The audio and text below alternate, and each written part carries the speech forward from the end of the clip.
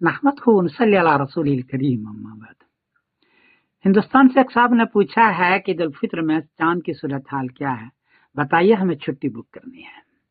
جواباً عرض ہے کہ 19 مارچ برج جمعرات کو انڈیا میں چاند کو چاہیے 5 ڈگری، عمر ہو چکی ہے 11 گھنٹے 56 منٹ، برما میں 4 ڈگری، بنگلہ دیش میں 4 ڈگری، نیپال میں 4 ڈگری، کراچی میں 5 ڈگری، پشاور میں 5 ڈگری، ایران میں 5 ڈگری اور افغانستان میں 5 ڈگری۔ چاند 10 ڈگری میں نظر آتا ہے، یہاں اس خطے کے اندر 4 ڈگری اور 5 ڈگری ہے، اس لیے 19 مارچ برج جمعرات کو چاند نظر نہیں آئے گا۔ 20 مارچ برج جمعہ کو انڈیا میں چاند کو چاہیے 18 ڈگری، عمر ہو چکی ہے 35 گھنٹے 57 منٹ، 35 گھنٹے 57 منٹ، برما میں 17 ڈگری، بنگلہ دیش میں 17 ڈگری، نیپال میں 18 ڈگری، کراچی میں 18 ڈگری، پشاور میں 18 ڈگری، ایران میں 19 ڈگری اور افغانستان میں 18 ڈگری۔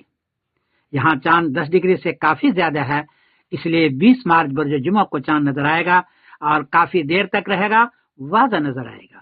اور 21 مارچ برج سنیچر کو عید الفطر ہوگی سارے خطے کے اندر انشاءاللہ۔ اطلاع عرض کر دوں کہ سعودی عربیہ جو ملک کا کیلنڈر ہے اس میں 20 مارچ برج جمعہ کو عید الفطر لکھی ہوئی ہے۔ 19 مارچ برج جمعرات کو وہاں چاند کی عمر ہے 14 گھنٹے 8 منٹ، 6 ڈگری اونچا ہے، 30 منٹ مطلع پر رہے گا۔ 6 ڈگری میں چاند نظر نہیں آتا ہے، لیکن 30 سال سے ان کا یہ سسٹم ہے کہ 1 منٹ بھی مکہ مکرمہ کے مطلع پر چاند موجود ہو تو وہ اس پر گواہی لاتے ہیں، مغرب سے پہلے گواہی جاتی ہے اور وہ اعلان کر دیتے ہیں۔ یہاں تو 6 ڈگری چاند ہے اور 30 منٹ ہے، مہینہ اس کا 30واں بھی پورا ہو رہا ہے، تو وہ بہرحال وہ کریں گے، 30واں مہینہ پورا کر رہا ہے وہ۔ تو 20 مارچ برج جمعہ کو وہاں عید الفطر ہے اور اس کی اتباع کرنے والے لوگوں کے لیے بھی یہی پیغام ہے۔